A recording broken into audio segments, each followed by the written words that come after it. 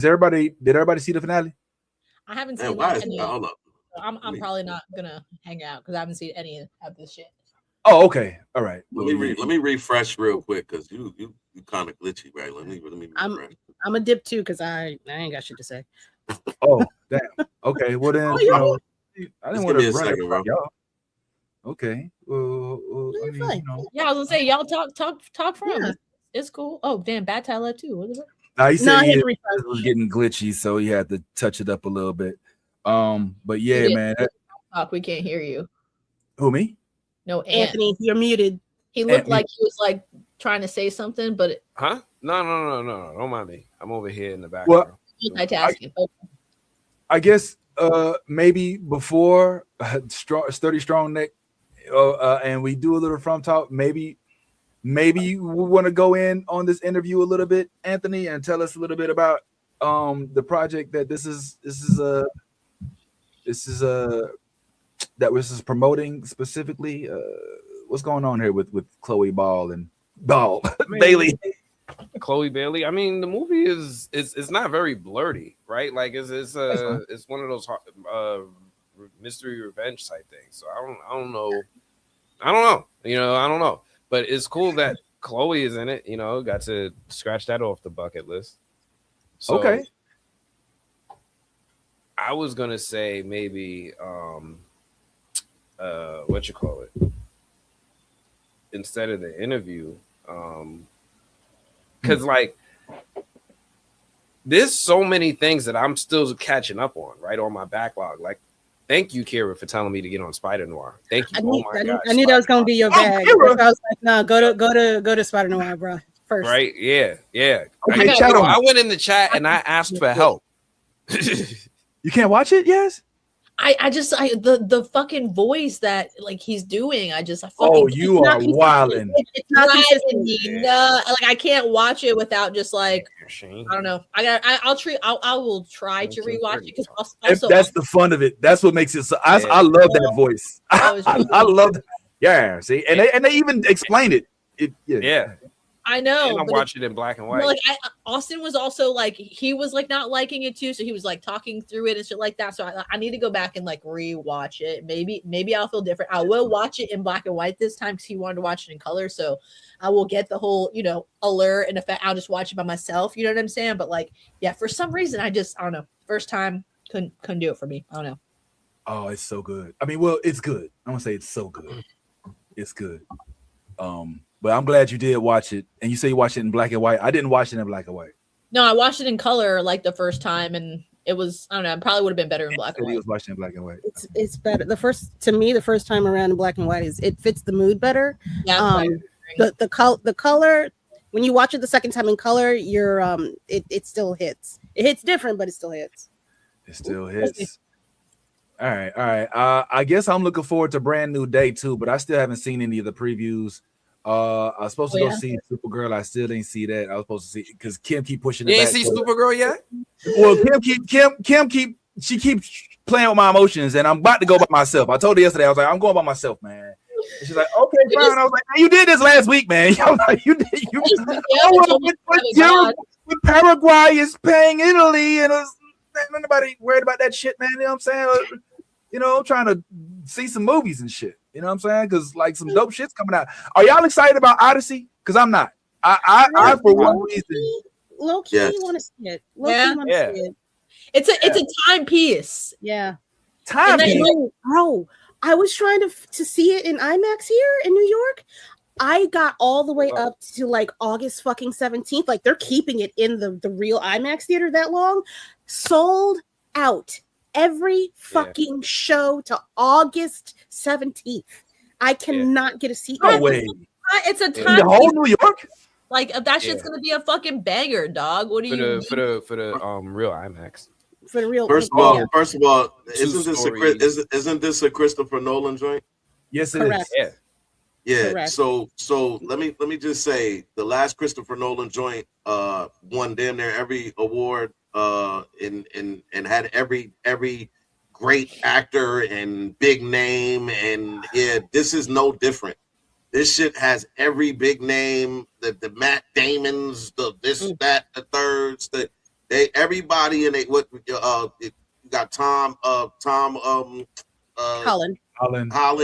Yeah, you got Tom. You got all of these, and plus, anytime they do these epics, what like I think the last fail was that Gladiator too, and they even Hollywood gave that praise, and I didn't. I think really Denzel like won something. I think Denzel won an award on that too, didn't he?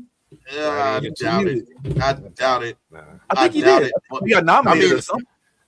He's Denzel. I mean, his name, it's synonymous with awards. But I watched it and it was not that good. But in terms of these type of films, these big, huge, epic, warrior journey movies type shit, these shits always hit. Like you know what I'm saying? Like you think about what you think about Brad Pitt, 300, the Brad Pitt John. Troy. You like Gladiator too? Gladiator 2 was pretty good. I just told you that. I didn't hate it. I said that was good. The problem is it can't be comparable. If it's a standalone movie, you might like it, but since it's the sequel, can't nobody outdo the Russell Crowe joint. Yeah, and I was about to say also that. It's also weird to watch Denzel in Greece with a Brooklyn accent. You know what I'm saying? That's always difficult. You know what I'm saying? Yeah. So I told Claudius Maximus, Mount Vernon accent, but yeah, so make sure you go over there. I know what you mean. Was like, blue magic in the bag. Okay. You just took some of the excitement away from me now, because like you're like, yo, look, it's got everybody. It's got Matt Damon, and he's in his bag. He's doing his thing, and I kind of had that same excitement last year toward one battle after another. Oh. Well, and now I'm like, think... all right, shit. Bro, These ain't the same thing. This ain't the same thing. This ain't the same not at thing. all. Those are different actors, though. Like those are completely different actors, though. One, you know what I'm saying? It's you know what it is? Is because it's already got that pre-backlash, right? They already attacking Lupita, and they ain't even see the movie. And it's not like a small campaign. It's like Elon Musk is attacking Christopher Nolan for Lupita being in the movie, and I'm like, how did we get here? We can't let them drown out, the rest of it. Go ahead, Ty. Yeah. I just want to say this, right? So this Christopher Nolan is like a Jordan brand. It doesn't matter what type of Jordan they bring out. Everybody's going to want to get it because it's a Jordan. And my whole point is Christopher Nolan right now has been in his bag. The last time we saw Christopher Nolan, he dropped what was the movie that what's the name of the movie that I don't know. I know him for the Dark. No. The last Christopher Nolan movie that he did, which starred my man from Peaky Blinders, the dude that the bomb about the bomb. Oppenheimer. Yeah. Oppenheimer. Like Oppenheimer was a Christopher Nolan movie. Oppenheimer won every award. My point is, you can't stop quality production, no matter what no matter what you like. It's just no way to do. When you're putting when they put the dream team together, and that's what I'm saying. This is what I'm comparing this to. When you put the dream team together and you send them out to the world, you knew they was gonna be good. You didn't know they was gonna blow everybody out by 45 or 50. You know what I'm saying? So my just real quick, and because you was like, yo, it scares you a little bit, and I'm just saying that when you get a Christopher Nolan production and an endless amount of surplus of money to get any star you want to get in your said production, you get years and I think at least 2 to 3 years to work on said production, and then you get the rollout that has been the marketing team in terms of marketing this the correct way, giving you that, like, we haven't tell me how many trailers they done dropped for Odyssey thus far. Like 3, 4. I think 3, yeah. Like exactly. That what I'm saying is they're giving you everything you could want to see and be like, okay, that's enough to make me want to go. Oh, it's got my favorite actors. I want to go. Boom. Mm-hmm. Nolan, head of everything. Ooh, I want to go. That last what is Christopher Nolan? So I'm just saying, bro. it's gonna be hard for this one to fail. They already getting the awards ready. Probably put their name on the awards already before they even have the award show. Yeah, they're not. This was already a winner a year ago when they first announced that he was even doing this goddamn movie. So was one battle. And it won. Yeah, did it though? But every I mean, so here's my thing about Christopher Nolan. I love Christopher Nolan. He's definitely everything that you say he is, right? He is a brand in and of himself. But I don't like everything Christopher Nolan puts out. Straight up, I don't. Like Oppenheimer, it's a fine movie. It's fine. It's cool. I understand why it won all the awards. I ain't going to say anything about it. Tenet. Okay, I wasn't right. A fan of Tenet. Hold on.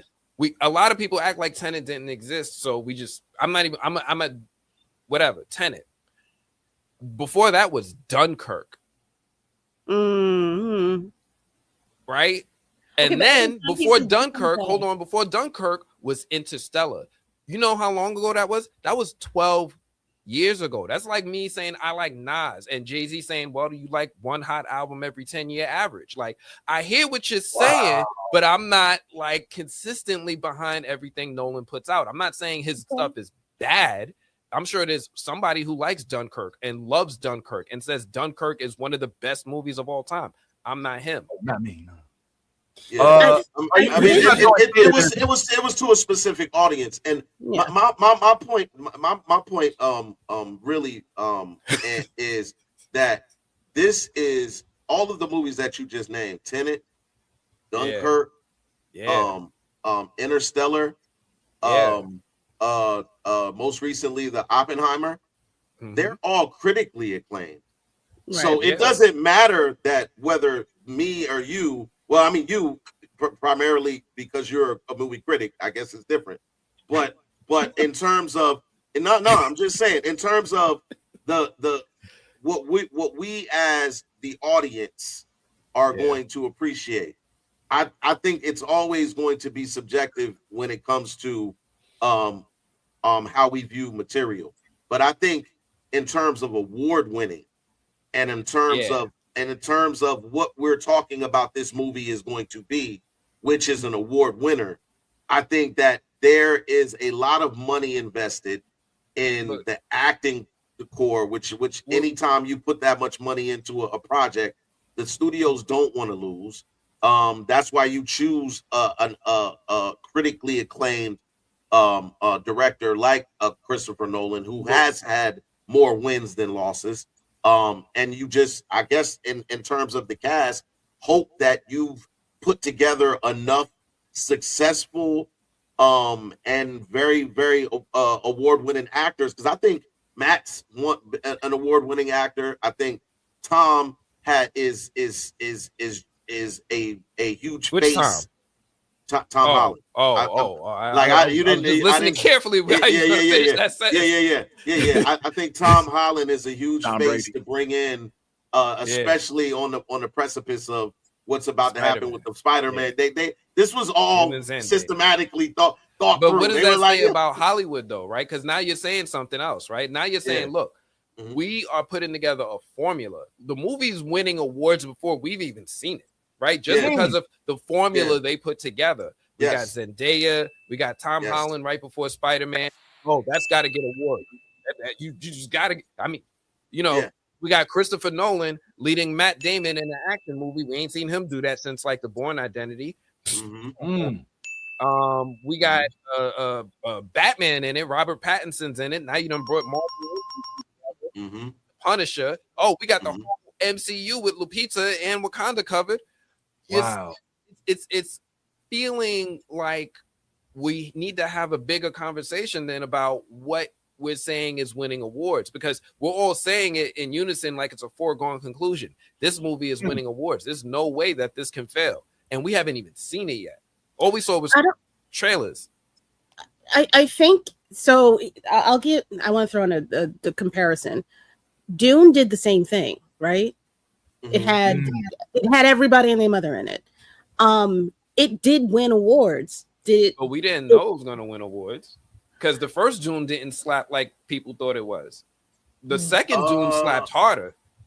I'm not just I don't disagree, but I think it's the type of award that they're going to win. I think when people say it's going to win awards, people immediately gravitate towards best picture, best actor, best writing, best this, that, and the other. Okay. Nolan is a visual director. He's not really a written word type of dude.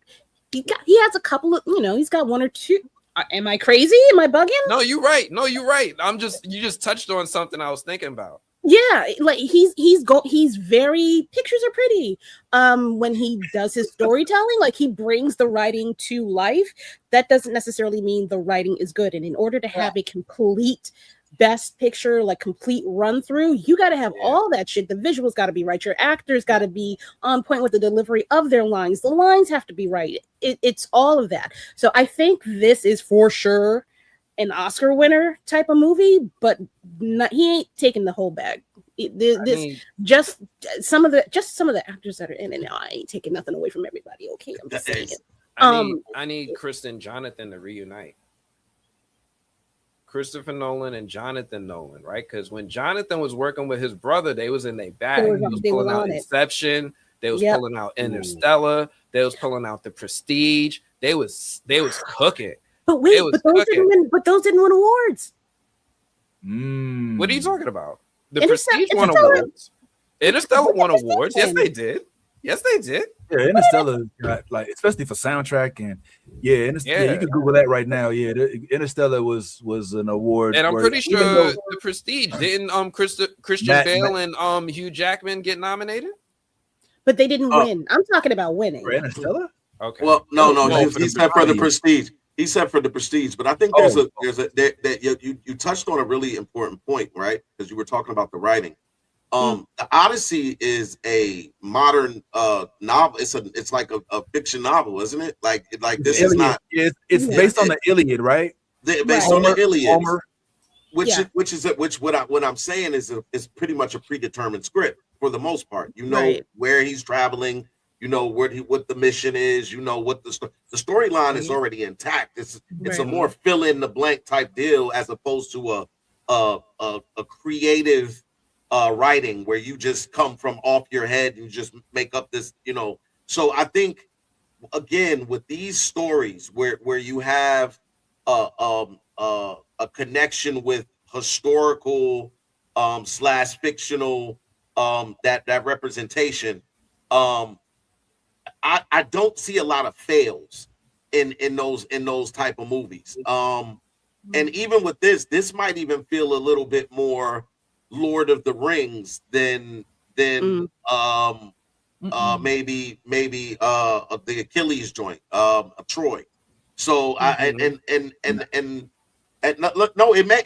may turn out to be that, because if they start throwing in mythical beast and monsters and stuff like that, then it does kind of give you more of that lore of ogre, troll.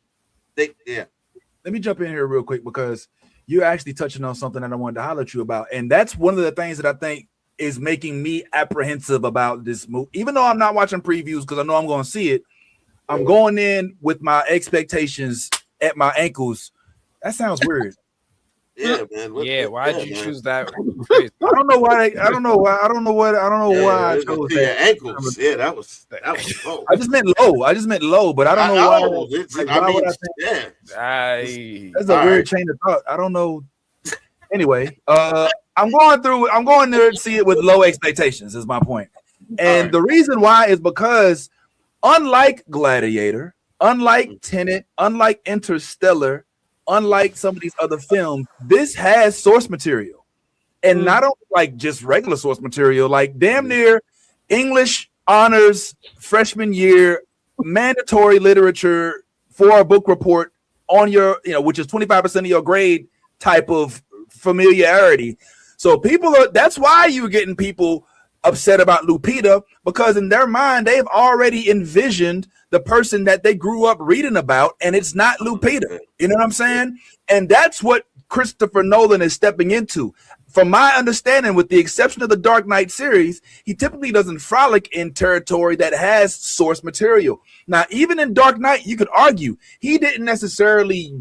I mean, some people say that there were certain comic books that these were based on, but he didn't step on an exact comic book. He stepped into comic lore, right? He used characters and then wrote his own story. That's why I was able to start and end, right? Unlike the Joker movie, which was based on the what was the Joker what was the on that one the kill joke, you know, and it was like almost based. I mean, from what I understand. So I think this is where this one is going to suffer more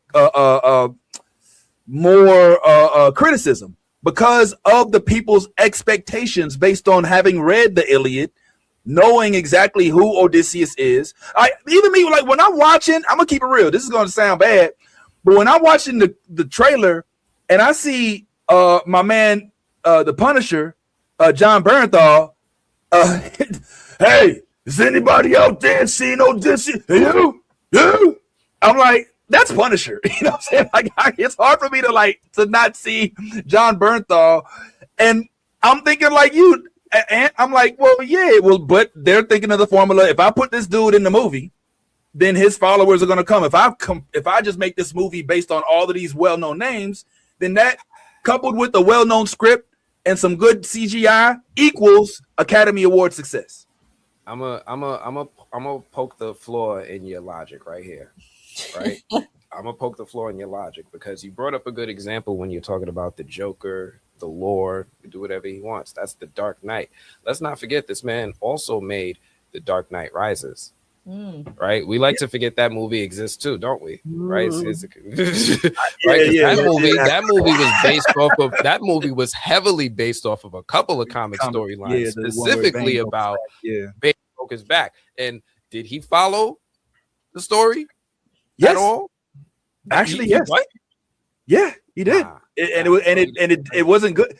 Oh, it wasn't as well done because obviously there was no Robin, and in the comic, Robin was the one who. It had nothing to do with Robin. The fact that he threw Talia al Ghul and he made that. Oh yeah. All right. The fact that he had the bad fighting, just the fighting was bad. The fight choreography wasn't that memorable.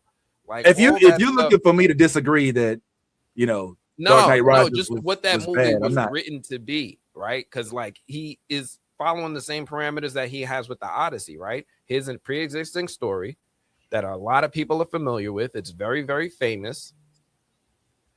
I want you to adapt it. And in the world of film, you get to do whatever you want. We always say like he's got to work within these confines. No, he don't. Marvel never does. Nobody does. They do whatever they want. And in fact, they relish in changing the source material. They always get off on that. They're like, oh, I made it my own. I did this. I saw what that person did, but oh, look at mine. And, you know, so he could do whatever he wants, right? He's taking creative liberty with the way that the characters are portrayed, with their armor, with the way that they speak. Everybody's got an American accent. Nobody, you know, like he's taking a lot of liberties with this story. So he can do whatever he wants. That I think if I could sound real stupid for one moment, which I'm sure I've done for many moments, but I think that's one of the things that is kind of taken away from the fantasy of this movie for me, is that I see Matt Damon and that I see John Bernthal. And you know, like it for Troy, you know, when Achilles was Brad Pitt, even that for me, it was like, you're Brad Pitt. You're not, you know. These characters in my mind are the cast of House of Dragon. You feel what I'm saying? Like they were unknown to me, but their acting is so stellar that it brings it to life. So I'm expecting a lot from these actors that I already know, from a story that I already know, and a director that I'm familiar with. And it just takes away from the excitement because I'm like more nervous for this to be good. Let me ask y'all this real quick, and then we can chat on something else. So as you know, Lupita Nyong'o does play the role of Helen of Troy, if I'm not mistaken, which is the face that launched 1,000 ships, right? Which has the creative internet in uproar, especially in that group that Ant posted in the group, which, how dare you? I could not believe I gave that shit a click. I cannot believe that happened. But we ain't even You know what I'm saying? I'm not even going. But Oh, there are people that are devoted to the opposition of people of color taking the role of characters that they have already adopted in their minds or that they've seen adopted in other adoptions. The question I have for you is, does Christopher Nolan deserve credit? Does do the production company deserve credit? Should they get any flowers, shall we say, for stepping out of that preconceived mindset of giving the role to a lily white, blonde-haired, blue-eyed lady that crowd would prefer to see? I'm just questioning it. I mean, I'm not saying that I'm giving them credit. I'm asking you how like. I mean, is this the Little Mermaid all over again, or is this a bold step? Are you asking if the casting director deserves an award for being brave, quote unquote, for casting a Black woman as the most beautiful woman in the world? No, I'm not asking if they deserve an award. I'm not asking if anybody deserves anything other than like some kind of praise. I guess my question is like, who do we have to thank for Lupita? Lupita herself, because the world that we live in right now, you see Disney folding to a lot of. Who is it that was like, you goddamn right, Lupita's gonna be Helen of Troy, and I ain't buying into none of the bullshit. We know she has the acting chops; she's more than capable and should be put in a role like that. But there seems to be a apprehension in some instances to go there. And for this particular case, we didn't have nobody either that was that person, or the studio just like, nah, this is what it is, and just we ain't even tripping on it. You know what I'm saying? The world is the world, and this is what this is. I guess who is it? I'm sure Christopher Nolan was like, I have, first and last say on who's going to be in my movie. Right. That's pretty much the advice, or a hint of the advice that he gave to what is this man's name? Old boy director that did wow, I'm having a brain fart. Irrelevant. Anyway, he has garnered enough respect and power in the film industry to say, no, I meant what I said. I'm not changing my mind. I like the way that this person said these lines and gave this energy for this particular role. The end. I don't give a fuck what you think she should look like. This is the person that can convey the imagery and the essence of this character. Fuck off. Yeah. Okay. Gently into that good night. Well, I guess I'm so jaded in a sense where I think that when I saw what they was trying to do with, like, I think Jim with one of the late night shows where they like people are like taking and see what's happening with the Blade, and I don't know, maybe I'm giving it too much credit, or maybe I'm just giving the trolls too much rent in my mind. But I'm glad that she gets the role. I remember when Ant's brother asked, when Ant asked specifically Ryan Coogler, like, "Hey, listen, you going into a realm in which you're going to get preconceived hate. Do y'all have any way to address it?" And he just said, "Look, we don't live for people that are permanently on the internet." Maybe I'm permanently in the troll comment section, and I just feel like that might be the real world, but it's really not. And that's a problem I got to work on myself. So I don't know. Please. No. I have a tendency to dwell in the shadows, man. And I guess sometimes I forget the shadows isn't where the real world is as well. But whatever, man. I mean, I feel like reality is people. The majority of people are not assholes. 90% of the time, most people are not assholes. They are not thinking about Black people 24/7 and how to fuck us over.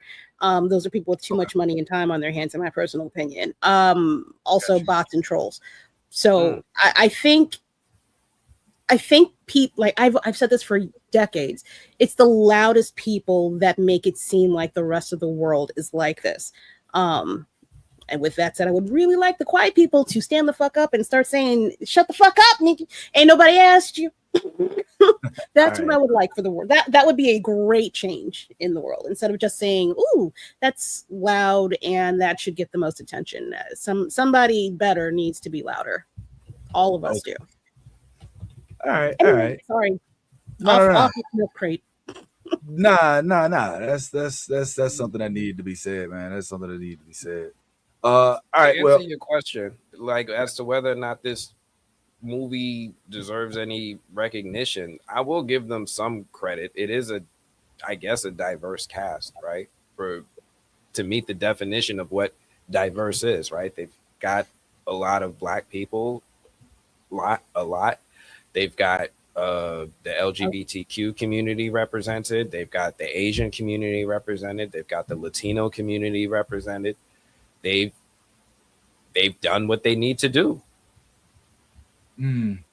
Who are the other people? So there's Elliot Page, right? There's Zendaya. There's Lupita. I think there was a rumor Travis Scott might be in the movie. I don't know. He is on the casting. He is on the cast sheet. So I was wondering Corey Hawkins. Corey Travis Hawkins. Scott. Travis Scott. I don't know where he fits. Yes, the rapper. Oh, yeah. But so then can we talk about? Okay, maybe they have minor parts. John Leguizamo, James Remar, Javon Adepo, Charlize Theron. Charlize, yeah, the South African one. So there's a lot of people in this movie. Himesh Patel. Okay. Nikki Tarabe, which if you watch Spartacus, you know who that is. He's in it. Cosmo Jarvis. Yeah, it's a lot of. Okay, all right, I take it back. My bad. I was unschooled in the cast. Will Young Lee. Yeah, I guess what I'm the thing for me it's just like I see when I saw like Top Gun and how people tried to, and I'm not, people try to flee to the movie. I feel like there was some undertones to Top Gun that was kind of like, yeah, America, movies, real back, fuck that woke shit. You know what I'm saying? I feel like that was like the anti, whatever, what I've considered to be the norm, which is the casting you just described, because all of those folks are qualified to take the part and aren't given the roles in other instances just because of how the people are envisioning the role. And I think that, I don't know. Has Christopher Nolan commented on the people's criticism of his casting? Because I remember when Star Wars had issues with that the Ewan McGregor show. Ewan McGregor came out. He was like, "Yo, we don't do that over here." And in Rings of Power too, right? Didn't that happen in Rings of Power for the Aniri? I think some of the they had to do that for her, and it was the Jedi. Right. What was her name again? So I mean, but like when I see executive producers, right, like the people who are actually the voices behind putting the movie together, speaking out for when they see one of their talents being pre-criticized, pre-judged, or even outright attacked online, that's what I hold weight to. So I'm like, yo, has Chris spoken out? Because he's the executive producer. He did. Okay. I'm looking it up right now. It just generally saying that he publicly stated she was always his first choice and explained that the mythological role required an actress that could naturally project, quote, strength and poise, end quote. So it was always going to be her. Sound like he was watching some Black Panther. He was watching some Black. He saw her. It was like, yeah, that's my queen. That's my 30 Years a Slave. One of the two. Yeah. Something. Oh wow! Oh man! Well, she was in that. Maybe you watched that one movie where she was a zombie. I mean, she was just in the most recent where it was the quiet, the last iteration of Quiet Place. Yeah, she bodied that too. She bodies everything she's in, but she don't never get the love for it. That's the problem, right? She's in a multi-time Academy Award winning actress who still gets like questioned when she's put in a role. Like, what are you talking about? She is among the best of our lifetime right now. She's a walking treasure, and we're lucky when she takes on certain roles to take on certain characters. So to see her paired with Christopher Nolan and see this type of reaction, one, it disgusts me. Two, I almost like want to see people vehemently reject that type of reaction to her online. Like I want to see people strongly react to it because it's that type of reaction. Yeah, that video that goes online, and it's like somebody talking about racism, and they give it the metaphor of like the airport walkway, right? Mm. And it's like racism is like this walkway that, you know, you don't even have to do anything, right? Like if you're in it and you're on the right side of it, you just stand on it and you just enjoy the wave. Some people, they see it and they actively run towards it. They're like, oh, this is great, I'm walking towards it. And in order to actively do something against it, you have to turn around and walk the other way. But it's like, yo, it's actually a little bit harder because the walkway is pushing you this way. No, you got to put twice as much effort. And then in order to actually enact change, you have to get more people to walk with you, right? It can't just be you. It's got to be like a wave of people walking against the walkway to fight against this, you know, hate that people are receiving. So this is the type of energy I want to see from people. And then it's sad because I am projecting expectations on people who don't want to fight this battle, likely, right? They're benefiting from it. But this is the type of reaction I hope to see from those who are like a Christopher Nolan or a James Gunn or whoever's a high level executive producer on some of my favorite films.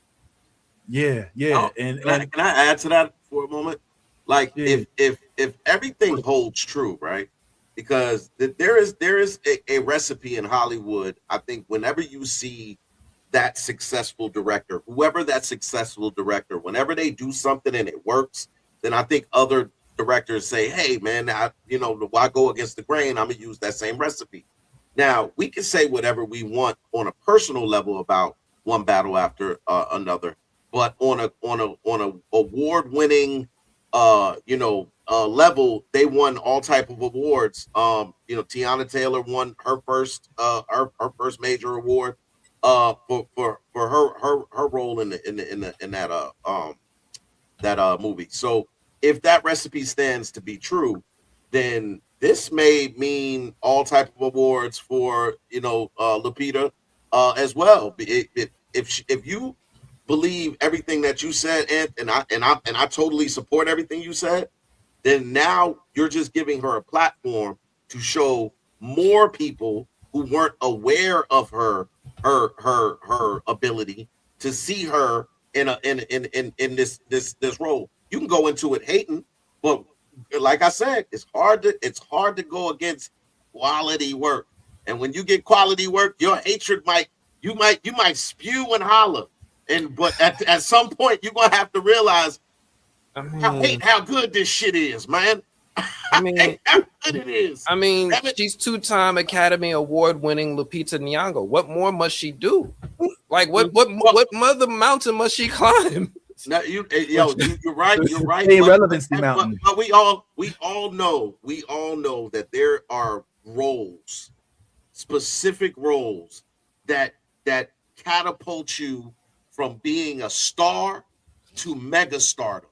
And when you get that role where you're now an international, well, even though she is an international superstar, it's not. But I'm just saying this could be the role that catapults her from stardom to mega stardom. Like, you know what I'm saying? There's no question she's the leading lady. The Will Smith effect. When Will Smith got catapulted to his role at one point when he was leading man in Hollywood. I would say Jamie Foxx, I think Ray put him on a different stratosphere, very comparable. Real quick though, let me say peace to the homie Yes, you gotta leave, man. She been up for a minute, so just want to say thanks and appreciate the breakdown. Hope all is well. Tell Austin we said what's happening. Anything on the way out? Bye. It's the homie Yes, man. We gonna holler a little later. Oh, that's right. And let's go ahead and keep this going a little bit if you want. I ain't gonna lie to you. I think you on to something. The formulaic element though is a little difficult to Is it? but let me tell you why. If it becomes formulaic and less about, because we all discuss the problematic elements of one battle after another. And if problematic elements of theatrical releases are overlooked because of the casting paralysis that they put up, because they now have a formula and now the actual content lacks, but the formula is appeasing to a crowd that wants to act like that wants to show the world they're not racist by voting it in as an award winner, then I don't know. There might be some problems, you know what I'm saying, afoot. Like I think Ant was alluding to earlier, like you gotta do a little more than just cast it right. It's still gotta be good, but at least casting it right is something that they're doing. All right, well, man, I don't know how long we're gonna have everybody here, but I really do. Man, let's talk about From, man. Come on, man. Let's talk. Let's get to it. But I hate losing Kira. So Kira, please. I know she ain't, but let this be a reminder for everybody to tune in to it's still happening on Sundays on the evenings. Taking a break this Sunday, but I'll be back next Sunday. Oh, by the way, it's 4th of July. Do y'all even celebrate? Do y'all celebrate like that? Like I don't really. No, but I'm gonna take a day off. Juneteenth, motherfucker. You say celebrate? Yeah, I celebrate. All right. Well, there was a time when when I was a kid, like my parents, we would go to the arch, you know what I'm saying, to watch the fireworks, or we'd link up with some family and pop fireworks and stuff like that. But we don't even do that no more. You know what I'm saying? Now in my neighborhood, they be putting up like blue and white, like porch lights and shit. Like people are putting up, how you put up Christmas lights? They putting up January 4th Christmas lights in my neighborhood, which I think is crazy. I'm gonna start putting up Juneteenth lights on the 19th. That's the energy up here. In New York, we definitely had our red, black, and green going on strongly. At least in Manhattan. It's a lot of people. Yeah. Oh man, we gonna kill it. All right, but anyway, we gotta make that. We gotta really like push ourselves to like, and I mean all of us, like to really start celebrating Juneteenth and giving it the holiday feel that it's deserving, because there's no way I'll ever celebrate July 4th but won't celebrate Juneteenth. Correct. You know what I'm saying? And I think because it's such new, it's new.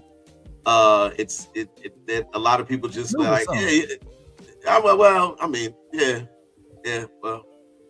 I got receipts of me celebrating, like even posting on like when Facebook was before Instagram came out, like Happy Juneteenth, because I was trying to get it to be a thing. When it started to become a thing, I was like, all right, my work here is done.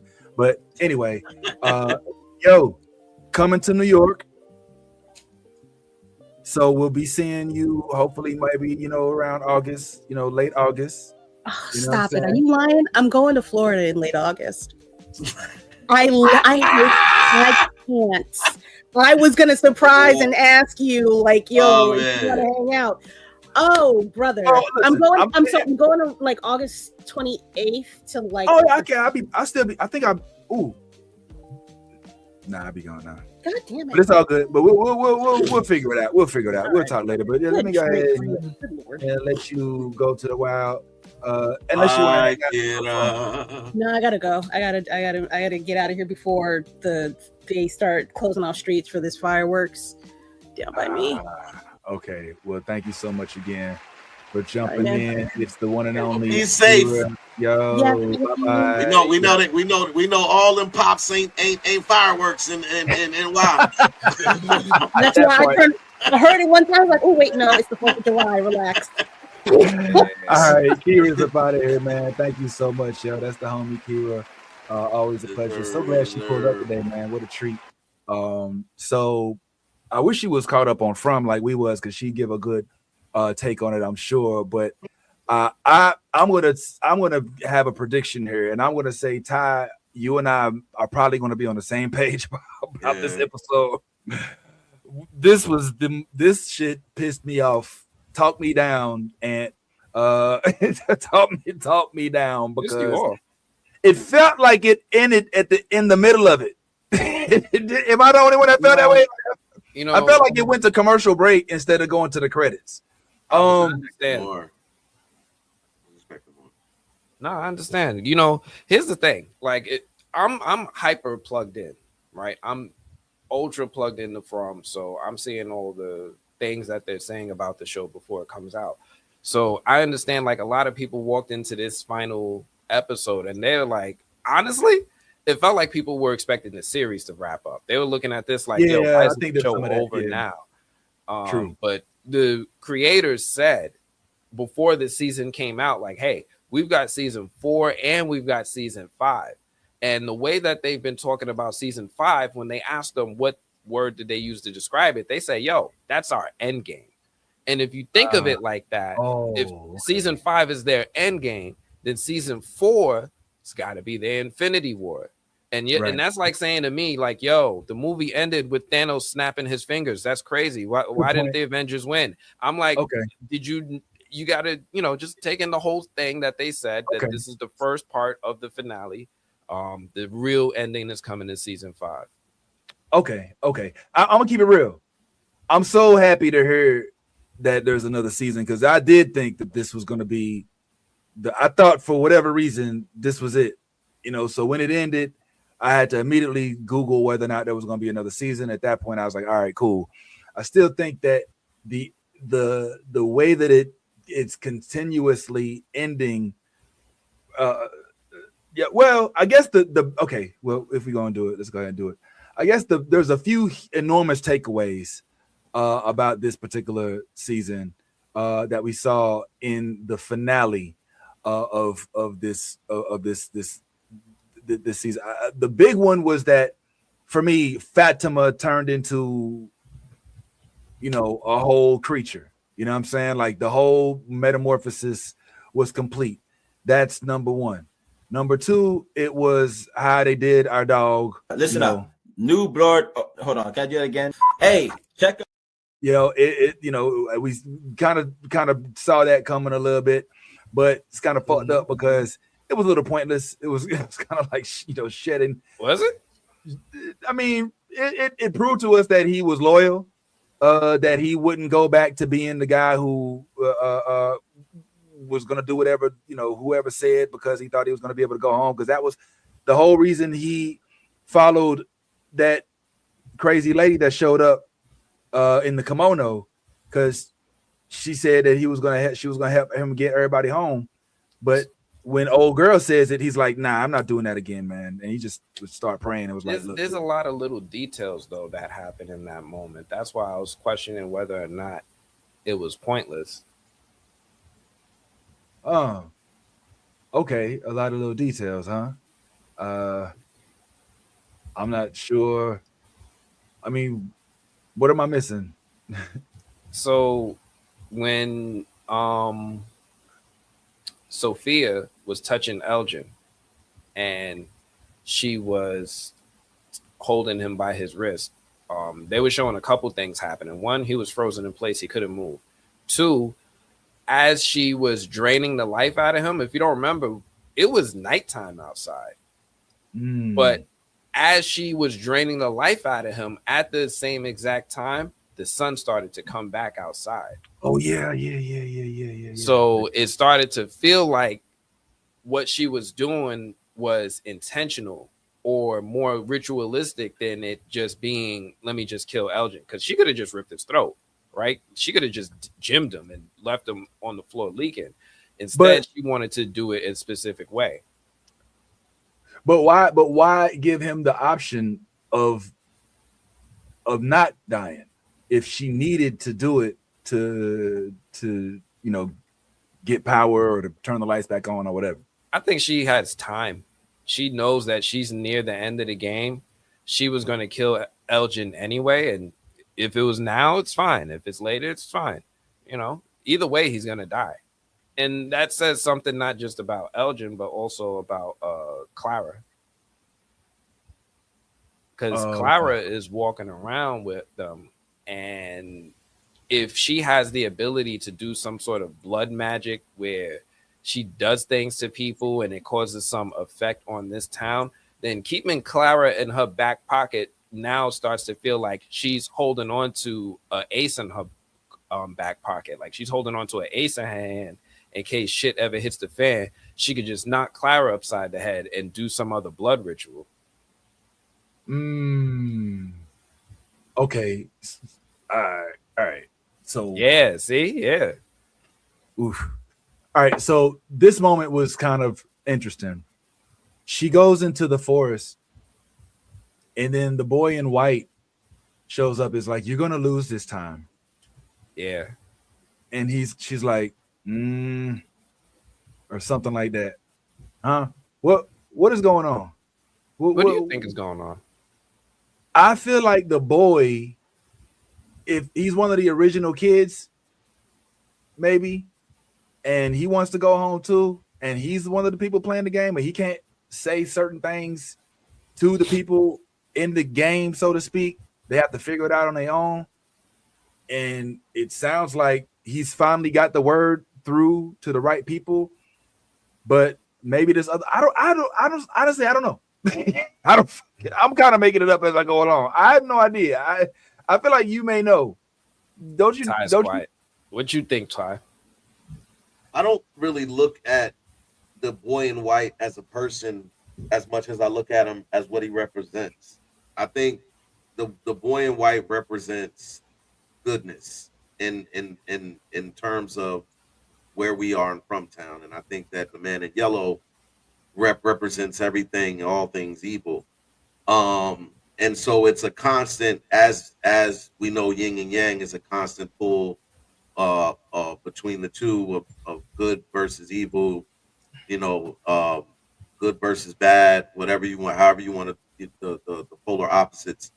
And I think that's what this is. This is a war between good and a war between evil. And this has been a long-standing battle that never really yields a winner or a loser, because it's a continuous struggle. So the fact that they've been going through this, and like this tells, I'm told this by the way that they interact when they see each other. Oh, yeah. Hey, what's up? Well, I guess here we go again. Hey, you know what I'm saying? You're gonna lose this time. Well, we'll see. We'll see how it plays out. It's not one of those really, like, he didn't come into it like aggressive. Yeah, he wasn't on like, yo, fuck like, you. Yeah, like, nah, it was just... Yeah, this is a story that plays out as we continue, because we can't forget the things that we've already been told in Frumtown that led us to this point. This is a story. There are people called story walkers that are able to go through different points in the story. Julie is a story walker. Ethan is a storyteller.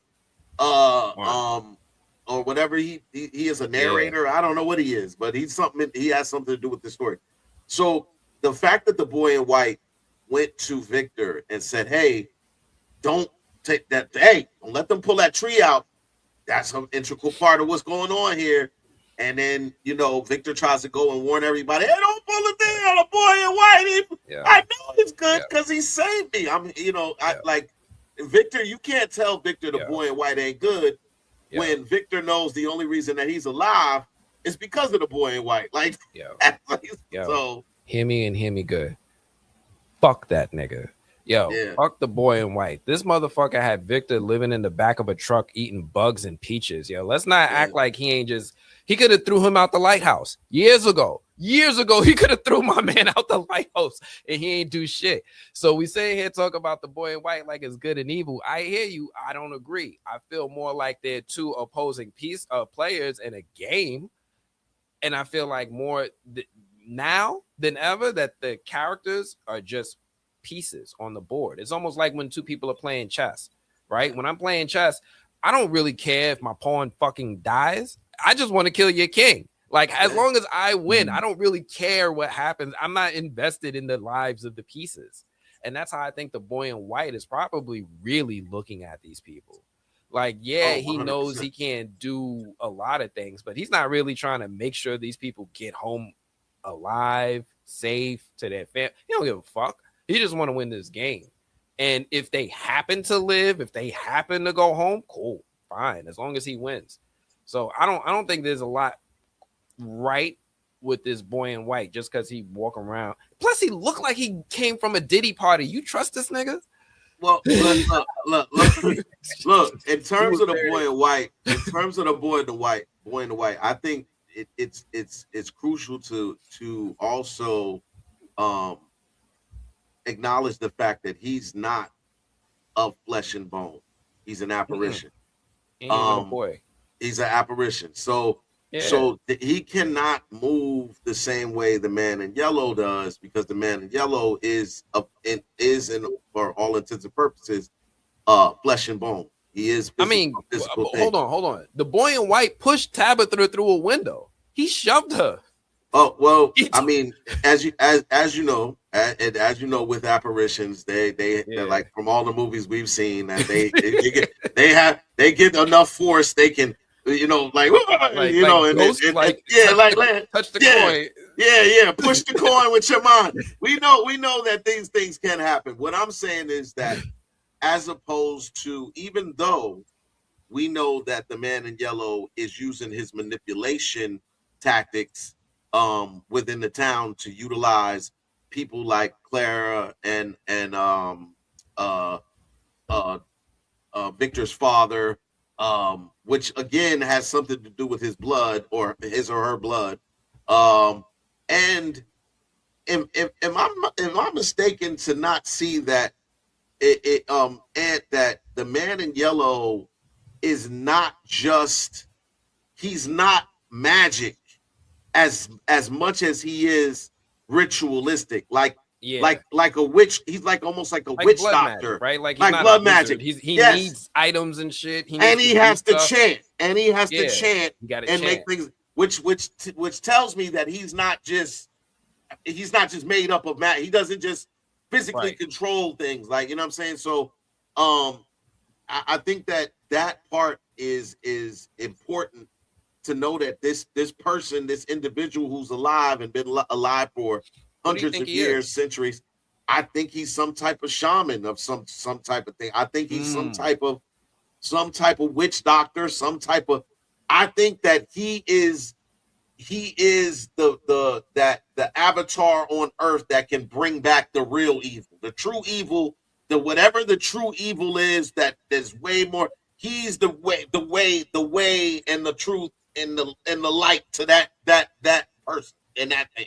So whatever that thing is, whatever he's the one that's gonna make it to where that thing can come on and live on earth and terrorize the old, my master, you think I'm something with you meet my master type shit, like, you know what I mean, like that type of shit. I think that's who he is, because everything that I've seen thus far has led me to believe that he is some way, shape, or form a witch, warlock, whatever you want to call it, because I keep seeing him use things and then quote, and like even down to when the old boy was the doll and he had to go and use the blood of the thing, and then had to all that, whatever you was doing, that all of those are spell. You're casting a spell. You casted a spell on the priest. When the priest was laying there, you cast, that was another cast of a spell.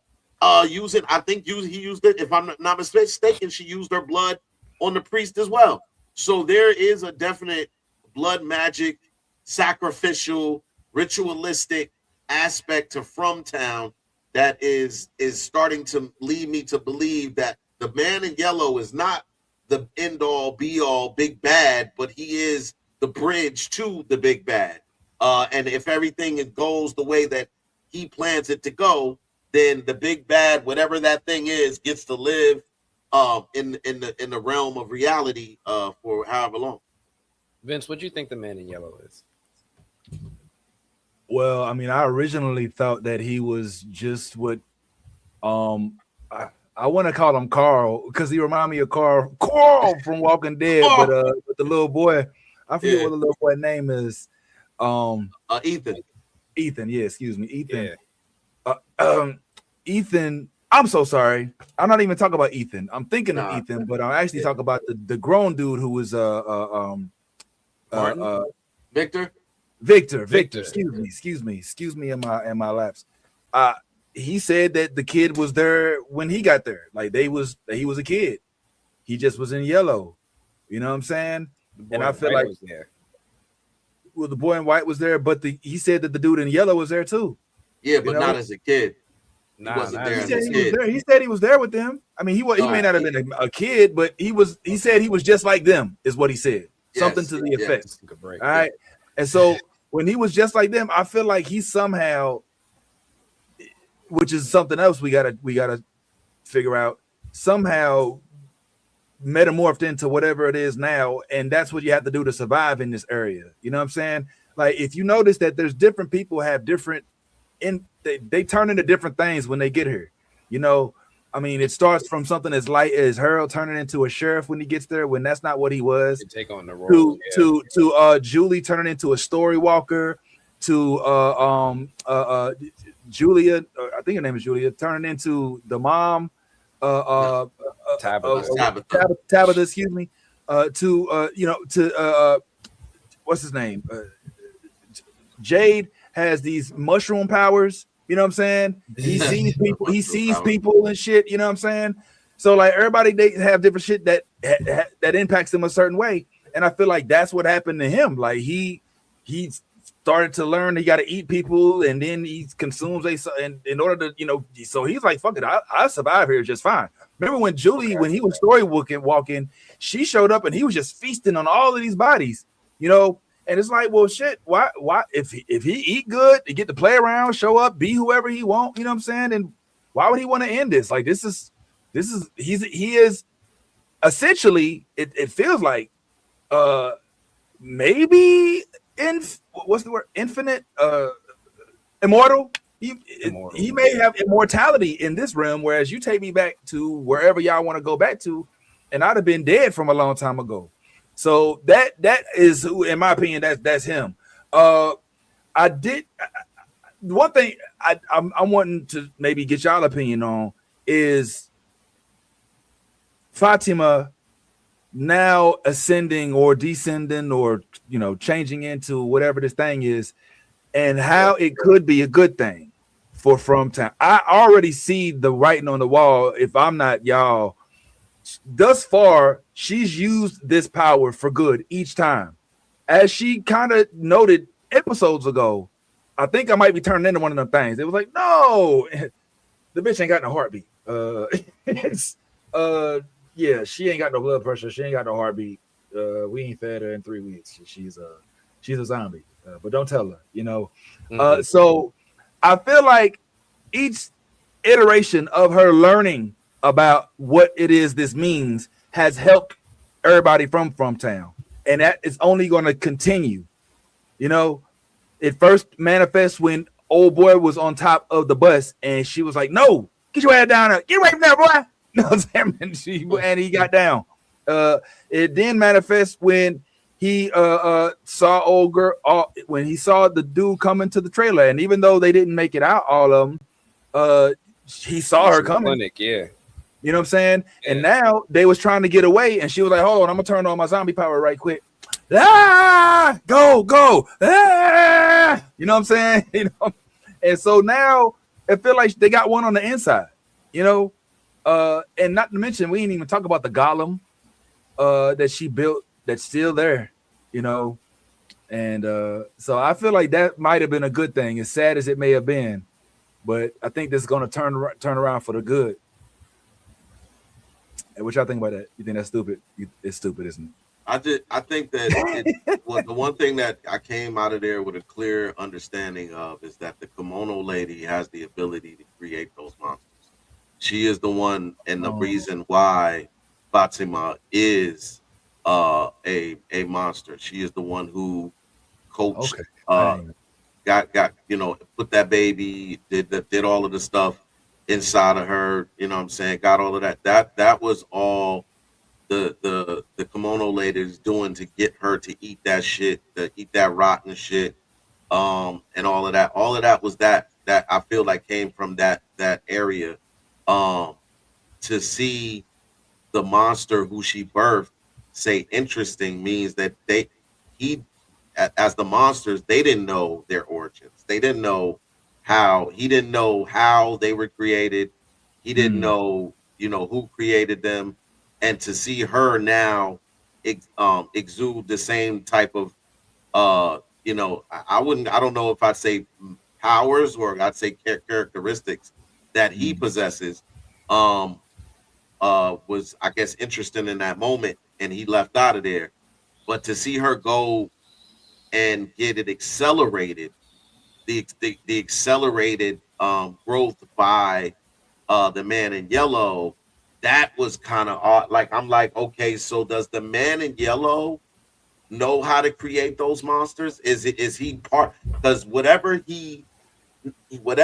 she gave Clara to give to Fatima accelerated her changing into one of those monsters. His blood. So what remember the drink that Yeah, she put she his made, blood in it, put his right? 'Cause blood in it, yeah, and then he gave it to her. It accelerated yeah. her changing from what But she that's was starting to becoming. Yeah. is making it feel like he is the final boss, right? Like I remember you saying like he's the harbinger of the final boss. Like the more like I don't like it. Don't get me wrong, I don't like it. Yeah. But the more I've been sitting with it, the more it feels like the show is telling us that this nigga is the final boss. So like think about it like this. Like it's starting to look like Martin was the Man in Yellow. Martin was the dude trapped in the caves when Boyd was in the tunnel and he was chained, and everybody was like, yo, who threw Boyd the rope if this nigga's chained up? Yeah. That was Martin. Martin cut his wrist and gave Boyd his blood. And then the moment Boyd left with his blood, this entity or whatever got out and started flying around, started laughing at Boyd, because Sarah even said it. She was like, oh, he's laughing at you. You just freed him. You don't even know what the fuck you just did. Then Boyd put his blood in Smiley. Smiley birthed some like locust creatures that then eventually disappeared and flew into Fromtown and maybe appeared as Abby at the end of season 2. But we never seen what happened with the locust creature that got freed. I think that locust creature is the Man in Yellow. I think that's why we haven't seen the Man in Yellow up until that point.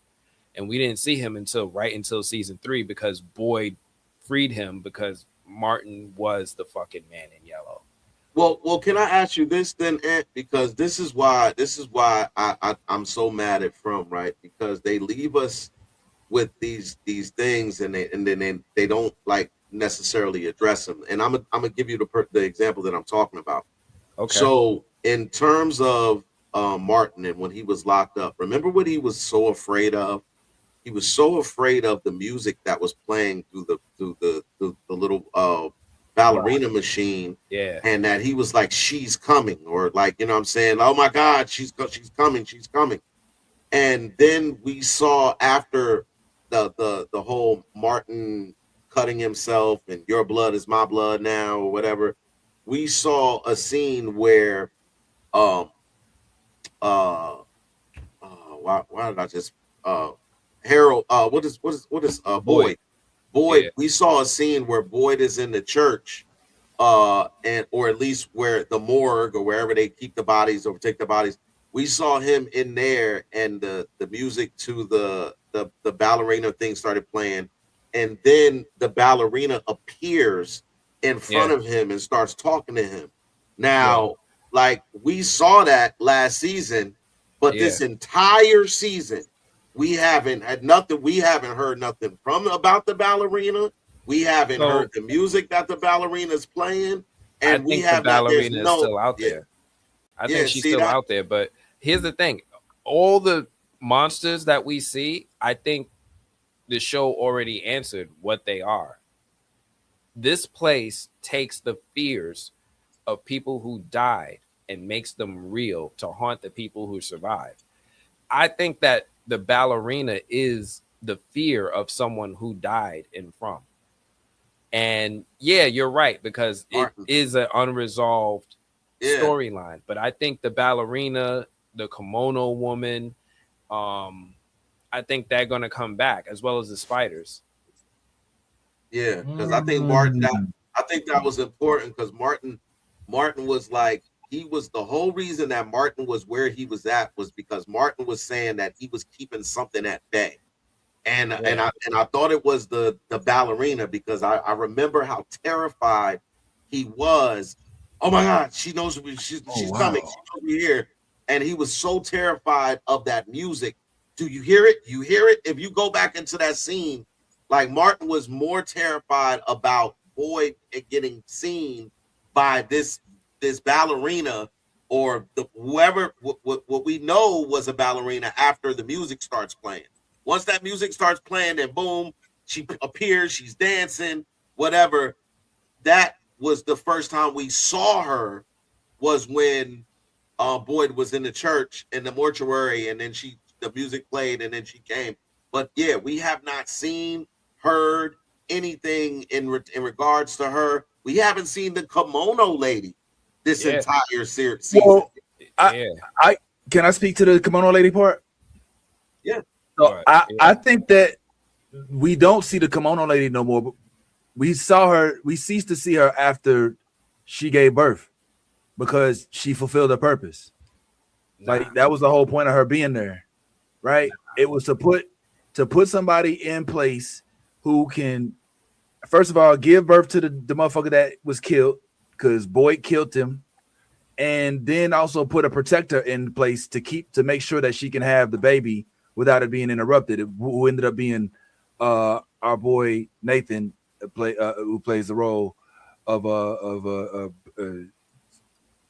she definitely plays a role, but it feels like because I'm not gonna unsee it now that they revealed that this is a game, right? So now I'm looking at this, and I'm looking at it like this is a game board. It's almost like Chutes and Ladders, Monopoly, Risk, all those crazy games where you're trying to get to the other side. There's rules, and then we just now are learning what the rules are. So we've seen the kimono woman do a couple things. She haunted Elgin. She promised him that she would take him home if he did what she said. But what she ended up really doing was being a demon doula to Fatima and helping give birth to Smiley. Right. So she was more so helping reset the board. Right. She was just like facilitating the return of Smiley. Right. Smiley and them made a deal with some evil entity for eternal life. That don't come with an expiration date, nigga, forever. Right now, rebirth. So Fatima, they chose Fatima. Now, how they chose Fatima, why they chose Fatima, it could be because of her fear. She had a fear of never having children. She already came into this place saying, like, look, I don't have reproductive abilities. So she might have got chosen because of her fear. Smiley had to come. Now, what happened to her afterwards? I think that's something else. The more I look at it, the more I keep thinking of these two, the man in yellow and the boy in white, as like, they're definitely like fairies or supernatural beings or fae like that are on the same level, that are opposing each other in this game. And it's really wicked how they use the residents as pieces. That's all it really is. Yeah, and I guess that's what the tree in the road is. It's like, and it's like it's like when you deal out the money in the beginning of Monopoly. You know what I'm saying? It's like dealing the card, just like you in the game, whether you want to be in it or not. Now you in the game, and you can't leave until they figure it all out. I get Ty, like Jumanji. It's just like Jumanji. Yeah. Yeah, just deadly and shit, man. Yeah, they just got pulled into a game. Ain't nobody told them the fucking rules. Figure it out. Yeah. Are we of the belief that everybody who is no longer on the show is is kind of like good riddance, or I mean, because No, they're still around. are they? The show has told us multiple times the people who die here don't get to leave. And when the show tells you it multiple times from multiple different characters, that's them confirming. That's them saying, hey, this is what's happening. I heard it from Ethan. I heard it from Mariette. You ain't got to keep telling me. I mean, there's specifically one character that has consistently stayed upon the show after death, and that's the pastor, Father Katri. Yeah, Father Katri. He died in the first season, and he has appeared in every season since. But in terms of, I know what Ant is saying, like, yeah, your soul is trapped here. Do I think that we will continue to see Elgin and was that Esmeralda? What was her name? Lemedy, or I don't know. Marielle. Marielle. Yeah. I think that Marielle will be used. So we will see her again, and she'll be used to totally push old girl over the edge. That's still there. Her girlfriend, because she's already reeling. Right now, she's already reeling. She's this close to breaking. It's like she's this close to breaking, like literally, and I can see it. So I think that if I can see it, the man in yellow can also see it, and will probably use that to make her crack completely. And she's significant because she's the only doctor that is in from town. What we do know is in this last episode, the man in yellow went around and removed all of the talismans. There are no talismans. Whoa. You sure? I mean, where did you see There's that he left them at? So there's a couple. The show was sneaky about it this season. So there's at least two I'm gonna call a possible. Okay. One, Boyd almost damn near never leave the house without that thing on him. This nigga always got a motherfucking talisman on his head, as he should.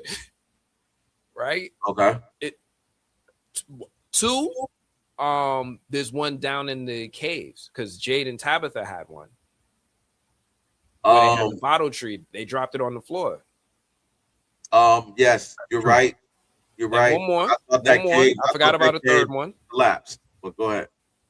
The last one in the basement of a colony house, because Jade at the end of at the beginning of like episode 9, they found the door in the basement, and this nigga Randall was like, yo, I'm gonna just fucking head my way through, and this nigga Jade was like, yo, the fuck, yo, and he came through with a hammer and hung up a talisman. He was like, yo, I'm gonna put one here for good measure. And we didn't see this chick go inside Colony House and go all the way down into the basement. I don't even know if she knows that one is there. Well, that's the thing, and that's one of the things what we do know is that she employed Clara to go around and get the other talismans. I don't know that. No, we do know that. No. Let me tell you why. I'm not saying which ones. Now, I'm not saying which ones because we didn't see which ones Clara got her, but Clara did in fact give her a bag that had the talismans. She said, but it didn't have the talismans. She handed her a bag. That was the bag that she used to make the drink for Fatima, the blood drink. No. In this last episode, she asked her, she like specifically in that moment, she said, did you get them all? Like in that moment, she said, did you get them all? And she said, yes, that was the bag of talismans. Then she took that same bag that Clara gave her and went around and then got the rest of the talisman. Like the one from the police station. She went and got the one from the diner. like she was going around basically getting them. Then you see her go to a well or whatever that was, a tree or whatever that was, The faraway tree. The faraway tree, and she takes that bag, that same bag that Clara gave her, and pours all of the talisman, and you see all the talisman fall into that thing. So yes, you're right. It could very well be a couple of talisman left. The one most certainly that we know for sure, no way around it, is there is a talisman in the cavern where Jade and them dropped it. We know that 100%. We saw it drop. We also saw them get up out of there.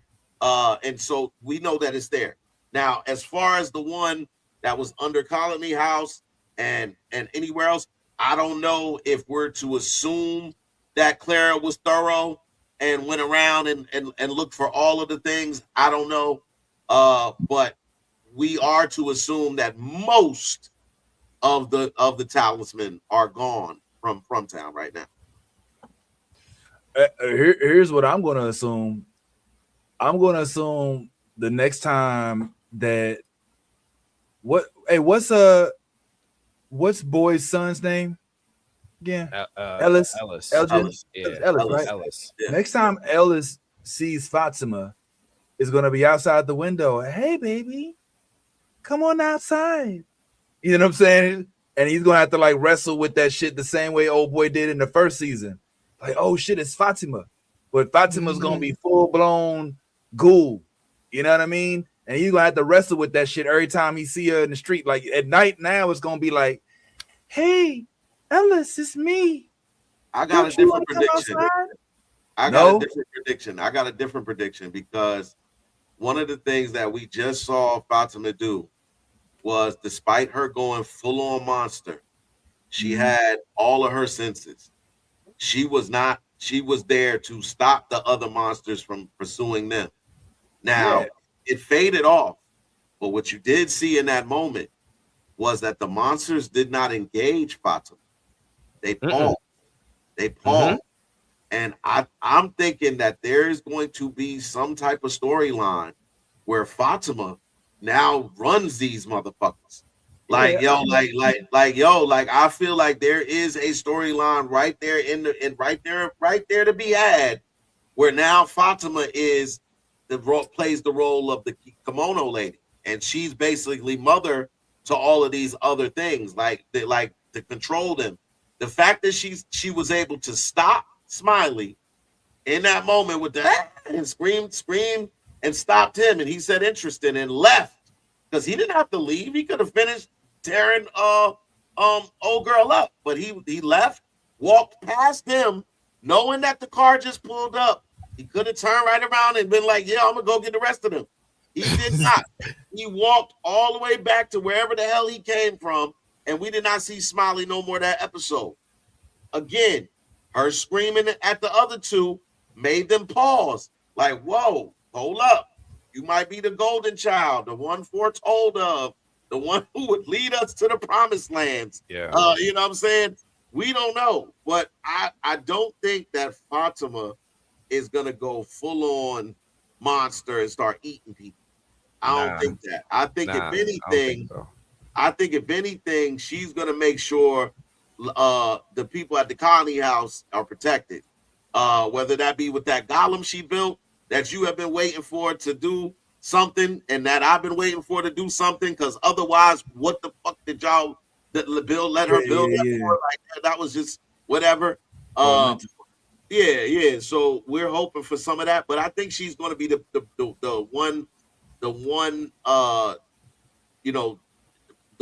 one piece that'll save them some time. Like, because without a talisman, think about this. If there's no talismans, this show's over. There's no huge storyline. I disagree.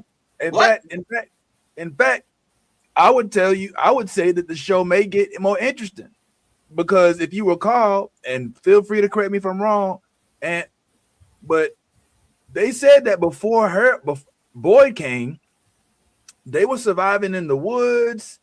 They was trying to learn how to really get through. They was losing all kind of people until Void came and then helped them find them Yeah. talismans. So there's a world that exists where we get to learn what that was like in this last season, because they don't have the freedom of just being able to live in the houses with the talismans on the doors. Or they have to all find that damn one in the basement and go to the colony house and just all live there. But there's a world where I would be more interested to see. Oh shit! They did say that they had to survive without the talismans, all in the woods and all kind of shit. So now that they took most of them, at the bare minimum, most of them, not all of them, okay. But if it's only 3 of them and it's 100 people, you know, that's pre the Man in Yellow. That's pre Man in Yellow. You gotta also remember, Man in Yellow is literally rolling around with them like he's one of the guys, and look, and the whole time dropping dimes every time he get a chance. So it's hey guys, we're gonna hide over here. I think if we're all quiet, they won't find us. And the Man in Yellow's like, I'll be right back. Word? That's what we at. Hey, they all hiding over there. They think y'all don't know. Right. That's true. So it got more. So I say that to say, like, this, the finale, as disappointing as it is to not get more answers, there are some redeeming moments. All right. Some of the bad moments, all right, of course, consist of losing our homeboy. Even though you say nobody's always dead, but at least his real character, the real human form, is gone for now, at least. So that sucks. Yeah. And hot, but at least he had his a significant role. And I think we're still, if it's okay to say, I think we're still supposed to speak to him again pretty soon here, actually. If memory serves me correctly. So if not, then we'll then disregard. Because I'm still going to Canada. And that's just I already got my ticket still, yeah.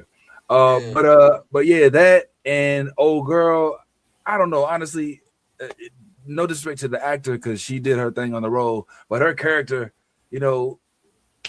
wasn't really as integral to the plot as may have been originally when her and Kenny were having their thing. The nurse lady. Talking about Chrissy? No. Yeah. The girl right here. The one that just died. This one right here. Yeah, the one that couldn't get I forget her name. I don't even know her name. Aunt just told us her name. What was her name? Aunt, the one that just died? Marielle. Marielle. Yeah, I got Sophie right here. Yeah, Marielle. Yeah. There you go.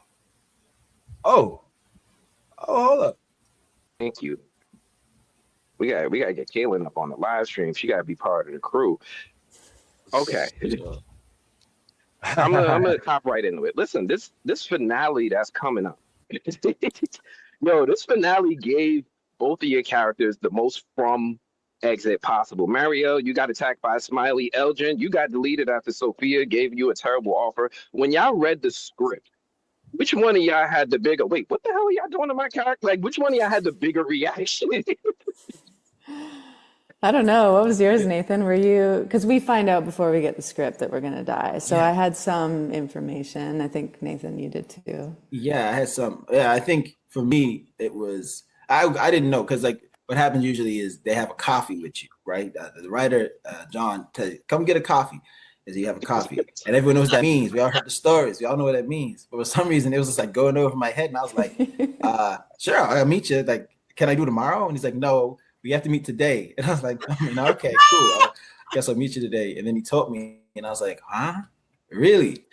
All right." And I didn't clue in, And I think after we walked all the way to the waterfront, just chatting. And then he left, and I went to go get some alcohol. And I was like, "Wow, okay, it's happening." Yeah. I was with Chloe when I got the call from John's assistant that I was going to be told, because we know the template. I knew what was going on. So we were about to walk into a climbing gym, and I answer my phone. It's like, "Hey, Kaylin, John would like to have a coffee with you at this cafe." And I'm like, Chloe's like, what? And I'm like, she's like, what's going on? She thought that I got like some other job or something. And I told her, and she was in more shock than I was, actually. She immediately started to tear up. And I was like, no, it's okay. I'm sure it's going to be good. And And then John kind of told me in the meeting that it was a good death, that it was a noble death to kind of go out saving Fatima. And I was like, oh, if it's a good one, I'm so down. So yeah. I actually love the way they gave your characters, both of your characters, graceful, heroic exits. You guys came back redeeming with dignity and with pride. But what was it like on that last day of filming for your final scenes? Did you guys film them in order, or did you like die and then have to come back the next day like nothing happened? Like, how did that go? Thankfully for me, like I say, it was like it felt like I was giving up the ghost because we shot everything right in order in that last scene. Right when I died, I was able to I felt like let go of Elgin and also let Elgin's spirit go on too, right? So it felt complete in a way, and it was really good. It was very cathartic. Yeah, I was happy for it. Have an experience like that. Yeah, my death scene was scheduled as my last day, and it was pretty lengthy because it was so technical and a lot of pieces to put together. And so I was sitting there being like, this is my last day on set, and I stayed on the floor through the process because it was just going to be easier for me mentally and blood continuity and stuff. So I just sat in the pool of blood for like 5 hours and was like, this is it. I'm taking in my last moment of the set. And then we wrapped and they're like, we want to bring you back to have your body in for a few days. And I was like, what? Now I'm not finished? Okay. So it was the scene where I'm in Christie's arms and Boyd comes in. That was my actual last day, which was nice and quite emotional actually. So it was still... Yeah, I didn't have to come back and like put a Band-Aid on someone afterwards, which was nice. Good. Well, last question.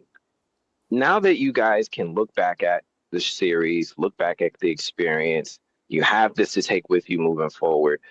What are you going to take with you moving forward into your projects? What are you going to take away from this whole experience that you're going to move forward with in life? What did you learn? For me, I learned accepting what you bring and having trust in yourself. Before in every aspect of my life, I would always do things and like, was it good enough? Or I don't know if I can do this, and I work myself up. But just trusting, that you're capable of getting to where you need to get and executing and it being good. No matter what the time constraints are. That's what I'm hoping to take, because that's how From is. You only have, even from my death scene, like 1 or 2 takes, and it's, you just got to trust it's going to work. I think for me, this show just has brought so much gratitude into my life in the process of doing it. It's the first time I've done multiple seasons on a show, and you never know as an actor if you're going to get to do that again. And I think it's just taught me the fleeting nature, of course, of life in general. So just a reminder to continue to be as present as possible, and also with the speed at which we work in television, to make sure that you still really do your work, so that you show up and go deep, so that you can just go home feeling satisfied with your own. Because if you've been a character for a few seasons, you can go into a bit of procedural mode, but you start to lose the heart in yourself as an actor sometimes. And I think it's up to us individually to make sure we keep that spark alive and just keep going deep. At least for me, that was something I had to keep in check. So I learned a lot, and just grateful that I got to do it, and with all of these amazing people that have become family. And Frumley. Yeah. Well, thank you both so much. You're both good enough. You both did an amazing job. I'm very much looking forward to your careers, and I hope to see y'all as Ghosts next season. Thank you again. Anthony with the movie blog, thank you so much for your time. All right. Well, y'all muted, I think. Yeah. So yeah, I spoke to That's Nate. dope as hell, man. One time for you, man. Sheesh. I like how you just. Oh yeah. By the way, check this out. That's crazy. So here's my question for you, and because earlier you said nobody really dies. Do you think? No, they die. They don't get to. Their spirits don't get to leave. Oh, what do you mean by that? So like everybody who's died there, their spirits aren't going off to like heaven or hell. They're being like collected. So whatever this ultimate being is, like the man in yellow or whatever it is, it feels like something is collecting these spirits and absorbing them. I almost feel like, we talk about we talk about it being a game board, but I think this place itself is also kind of like alive. I've been talking about how in X-Men, you guys are real familiar with X-Men 97. If you go deep into the comics, there's this island called Krakoa. And Krakoa ends up being one of the islands that the mutants live on. But the island itself is a mutant. It's a person that just transformed. But they keep saying like, yo, I think this place reacts. Every time you do something you shouldn't be doing, this place reacts. And sometimes the characters in this show say it out loud. Like Nathan used to have a fear of the things that you fear coming to life. Somebody said, I think this place reacts to what we do. We hear characters warn people, hey, you shouldn't be doing that. And then something crazy with the environment happens. They told Jim got warned, your wife shouldn't be digging that hole. The monsters didn't make it rain. The monsters didn't make Tabitha's house collapse. The place reacted. The environment started shifting. It was like a little earthquake. So it feels like this place itself is alive. So that's one thing to keep in mind. It's like you're playing Jumanji, but Jumanji is alive. I see where you're coming from. I get that. I guess the question is the place that's alive playing the game, or is it just the game board? You know what I mean? I think it's just a game board.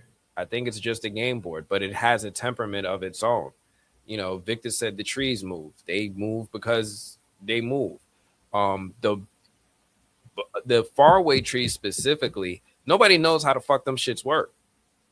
Nobody knows. Even the boy in white don't really know how to fuck them shits work. Tabitha asked him like, yo, I'm about to go on this tree. I'm trying to get back to the lighthouse. You think it's going to get me back there? He was like, I don't think so. You don't think so?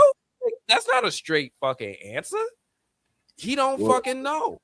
He don't know what it's going to do. So I think this place is a game board that's independent, that each of the boy in white and the man in yellow are playing this game in, but they don't know how to predict what the town is going to do, and they don't know how to predict what the players are going to do, they're not the players. The residents are going to do the pieces.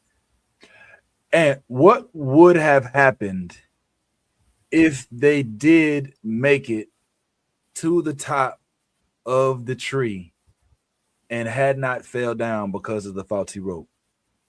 What was going to happen? They ain't know what the fuck to do with them bones. They said that shit multiple times. Still don't know what to do with the bones. So the situation wouldn't have really changed in any way. I mean, they wouldn't be danger. Ethan wouldn't be feeling like he's a fucking orphan now, about to eat bugs for the rest of his life. He would have his mom still there. I mean, that dynamic would change. But as far as there's them getting closer to home, they still got to figure out what to do with the bones. And all in from fashion, in the midst of them trying to figure out what they're doing with the bones, now all hell breaks loose because you no longer have these talismans to protect you at night. So now the time that you could have spent trying to figure out this bone situation, you got to figure out how I'm going to survive for 12 hours until the sun come up. And like, I'm saying that's and then you got to deal with the fact of does time even play the same that it like it used to, because apparently it can go from night to day just like that. I mean, like day to night, just like that. The whole red thunder in the skies and the sky bursting and all of that kind of stuff. things have changed in From Town. Like what may have been happening yesterday is not happening today. Like that's why they were all at the bottle tree. Like, whoa, what just happened? It's dark out. It's dark. Like it just went from totally being sun out to it just went dark just that quick. So Hey, yeah, man. hey, in theory, Anthony, she says to him, the girl in yellow, I can only take the body of people who have already died in the past. In Who said theory, that? could the girl in She yellow, can only take on the form of somebody who's died. Yeah, she said that. in theory, she can also now take on Elgin's body. Yeah. Sure, why not? And maybe we don't know what else it needs. So one thing we also know is that she has a habit of fucking collecting teeth. This is why I keep saying she's more like a fairy. When you start reading what old folklore says about fairy and fae and how they were mischievous creatures and shit like that, she's given real fairy behavior, especially with the tooth collecting. But she's operating within the same set of rules everybody else is. She don't know everything. Okay. I guess it feel like she know more than because she knows more, but she doesn't know everything. Because like she doesn't know what everybody's gonna do. Like she didn't know Jade and Tabitha went into the fucking caves until Clara walked over and said something, and she was like, "Bitch, what the fuck I pay you for? Why you ain't say something sooner, right?" Yeah, pretty much.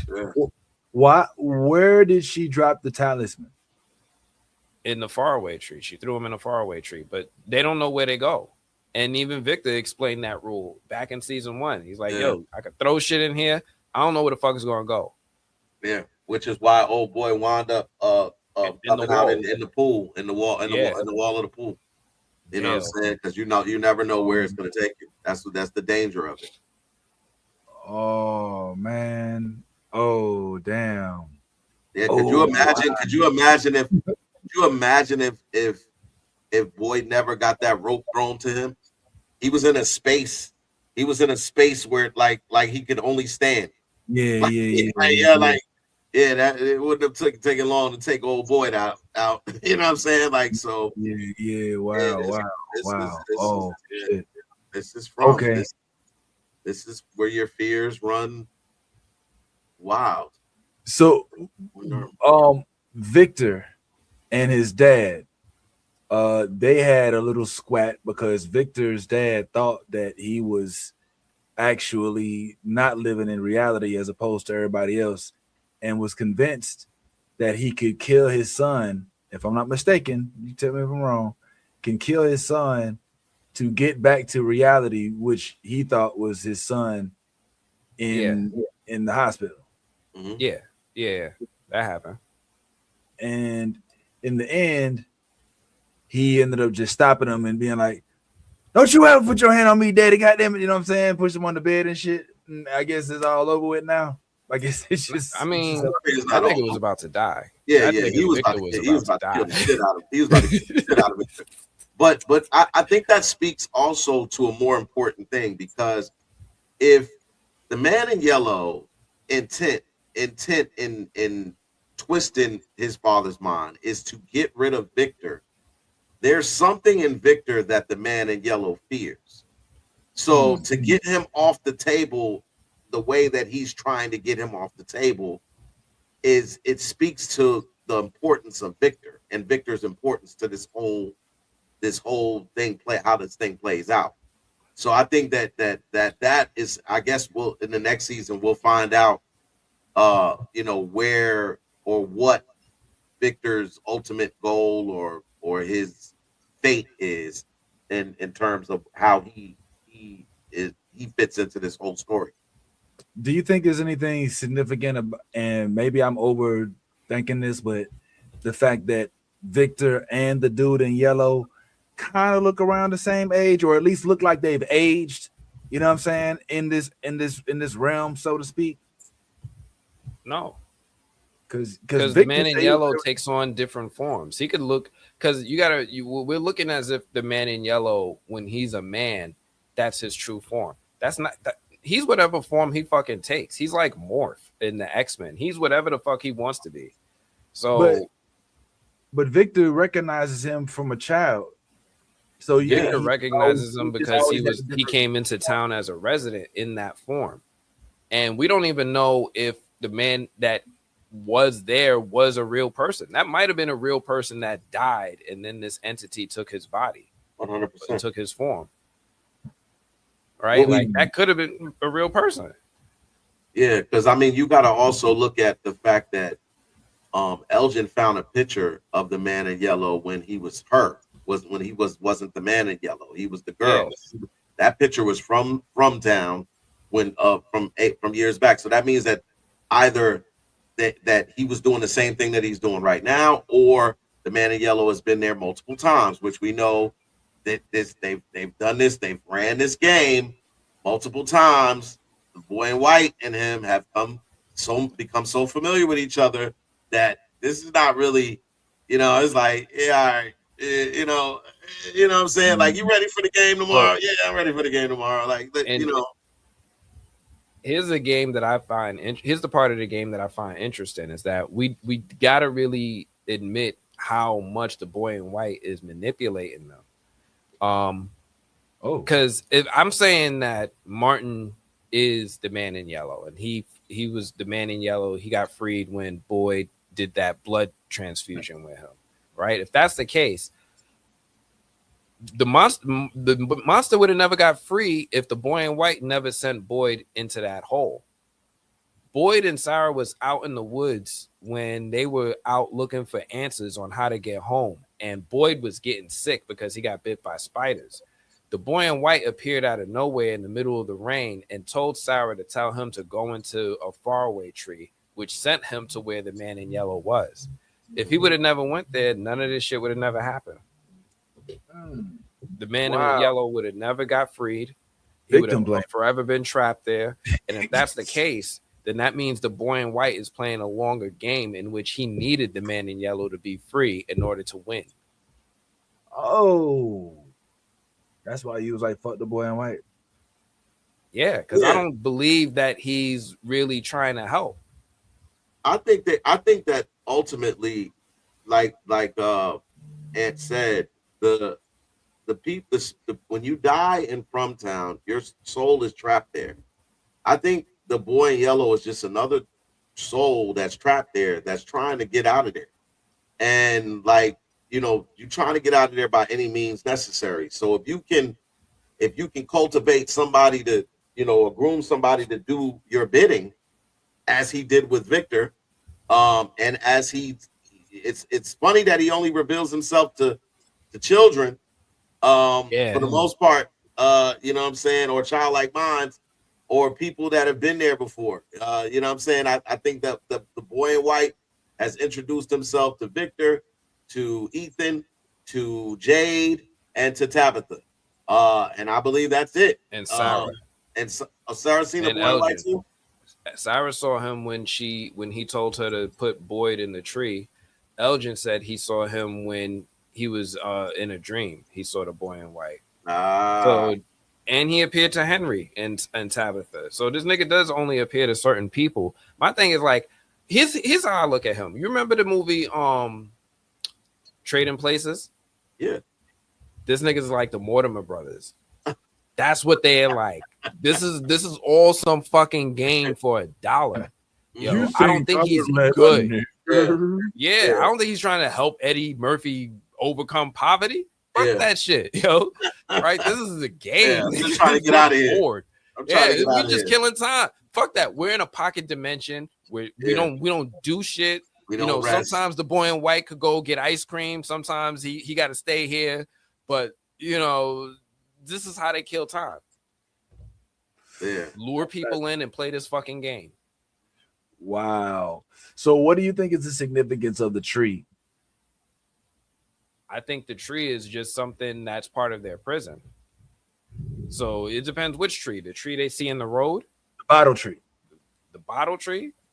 Yeah. The bottle tree is just to indicate a specific faraway tree that will sometimes send Miranda to the lighthouse. I think the lighthouse still is ultimately how people win the game. You got to get all the residents to the lighthouse. But you don't know what's going to happen at the lighthouse. Go ahead. I think they're specifically placed because I think we saw last season when Jade was trying to break it down, the bottles and how the bottles were positioned, and it becoming a musical thing, and he was like, "Oh, these are positioned specifically to be like keys on in the musical chart, and all of these different things." Plus, they each bottle had a piece of paper in it that had a number in it that represented something else. I think that each of those trees are, you know what, like in a game, like warp points, like they're warp points in the game. Like, you know what I'm saying? Ladders. They're like, fucking ladders. Like what? Like, yeah, they could be positioned specifically to like, yeah, this one does this, this one does that. You pull up to this warp point, it may take you here, or this warp end of the game, or you might slide down the ladder and you might end up at the beginning, or you might end up in a wall. Yeah. So this is like Squid Game. So it's a warp zone. It's like Squid Game. Well, as much as I don't want to, I just said warp points because that was the first thing that came to my mind. But what I'm saying is these are specifically placed trees that hold enough significance to, I think, control what has gone on in From Town to some degree. Almost like, matter of fact, you remember when we watched Welcome to Derry? Yeah. You remember how the Indians had put like these things under the ground, like and they were basically to keep something locked in because they were positioned in specific. I think that's what those are. I think those trees were positioned in specific parts to keep something trapped. And once they removed that tree, you basically broke the field of that was keeping whatever trapped, which is why immediately after they pulled the tree down, it got dark. The skies started turning red, doing red. You got red lightning. You got all of this different shit that's never happened before. Because whatever that tree was keeping in tow, it's now released, and now there's no keeping it in tow. So no telling what else we're gonna see. That happens in From Town because of that. I think we're getting a flood. A flood? Like a Noah's Ark type flood? Yeah, I think the whole town's gonna get flooded. Like 40 days, 40 nights. Really? What Yeah. That's what the storm, the lightning, that's what you think that was kind of indicative of? I think they've been hinting at it for a while. Every time it rains, Victor bugs the fuck out. He's like, yo, it doesn't do that here. Like, what the fuck? That's a good point. Well, so Victor, you think it's like an apocalyptic event? Well, are you in the end game, nigga? We in the end game now. That was Infinity War. They just Thanos snapped niggas, yo. It's we in the end game now. I mean, I don't know how, all I see is that they gotta find some talent. I mean, I don't know. Conversation with you right now. No, you on to something. Like, remember Poltergeist? Remember the movie Poltergeist? Take a walk. You remember the movie? Poltergeist? Yeah. You remember when the storm over the house would manifest, and then it would get stronger, and then the lightning would start popping. It'd be like a green. It would be like green, and that was like House, or like the movie House, or the movie House. They were all indicative of the coming terror that was coming after that storm. Like that's almost like a rule of thumb when you see those type of storms over like the preceding thing is terror comes in whatever form it comes in right after those storms happen. So terror, whatever's about to happen is going to be a one-up from the shit that we've already been seeing on the show. So if the biggest fear was that we would get caught at night by these little monsters and ripped to shreds. Now amplify that fear by 10, and now prepare yourself for the next level of fear coming, which is supposed to be scarier than that. So And what's also, scarier than that is the we question. also see everything that fucking Victor's drawings had come to life. So one of the main things that Victor had in his drawings was a flood. It shows all the houses getting flooded. And what's crazy is that if he drew that shit, that means that shit happened before. I didn't even Right? get it. He draws shit that happened. So that means we're going through this part of the cycle, this part of the story where they start to reset the board. And that's why I think there's like certain artifacts or certain parts of town that just ain't there no more. Like there's a motel sign and no motel. I think part of that has to do with the fact that every time they reset the board, they do it in a different way. And we about to get the flood. We about to get this flood. And Yeah, I think that's mayhem. That's mayhem. and yeah, that's mayhem. It's in one of the drawings. It's that it's happened before. And I think that the show kind of set up the answer to getting home back in season 1 because of the flood. Right now, it feels like a big undertone of the story is Tabitha is trying to figure out how to get back to the lighthouse. She's trying to figure out how to get back there. And she was trying to go through the bottle tree because she's like, yo, I got to get back to the lighthouse. And I think this is how I save the children. They were saying it was like, nah, you can't go through this shit. I don't think it's going to send you back there, right? So Tabitha's trying to get to the lighthouse. That's still something she's trying to do. She just don't know how to get there now, right? Her only way that she's ever been there was through that bottle tree. So now that they pulled it out the roots, she don't know how to get there. But she's not the only person who's seen the lighthouse. Boyd and Sarah have seen the lighthouse. They saw the lighthouse back in season 1. They just didn't tell nobody that they saw the fucking lighthouse. And Tabitha ain't tell nobody that she was looking for the lighthouse. And this is that them not communicating coming back to bite them again. That's a big revelation right there, that a flood is coming. In addition to them probably having to live in the woods because ain't no talisman. So I want to see that shit. Them living in the cars and having to watch they might, but we don't know. Maybe the ghoul things in the forest don't really fuck with them like that no more because now they got Fatima as a liaison, to be like, nah, leave them alone. The mother of monsters. Yeah, monster mom. You know what I'm saying? Type stuff. But anyway, I think we're gonna go ahead and wrap this one, man. R.I.P. R.I.P. man. To the boy Elgin, man. That was a good run. I suspect he'll probably show up on 1 or 2 more episodes. I feel like he lives close to where they shoot, and hopefully he gets I wish that was the case, but I doubt it. Only because nobody loved Elgin enough to use him like that, and I mean that in the like most respectful way. Like with Christy, it makes sense if I'm the man in yellow, girl in yellow, whatever, to use what's her name? Marielle. Use Marielle to make Christy break, because we know how much she loved that girl. We know she sat in a room holding her bloody corpse for a good minute. Or what you call it. So it makes, but we don't know. There's nobody on the show. He didn't get close to nobody. Yeah, and Elgin, everybody's still he like Boyd. Elgin. He could make Boyd, because Boyd tortured him. He can come back and haunt the fuck out this nigga. Like, nigga, you hammered my hand. Fuck you.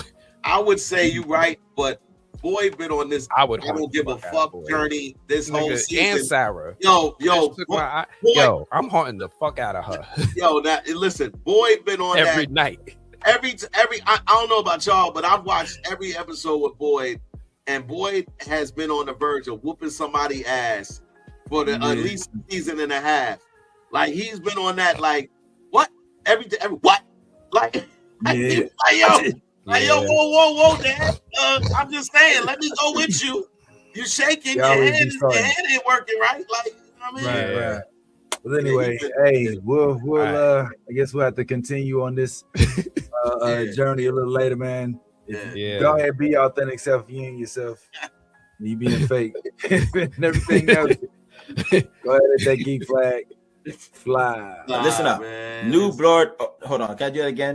Hey, check out New Blurred Order. They're a whole vibe. It's the newest thing on the. Sorry, let me try that again. I'm so sorry. Hey, shout out to New Blurred Order. They're a whole vibe. The funniest people, the friendliest people, and also the nerdiest people you ever see. And they're black. Check them out.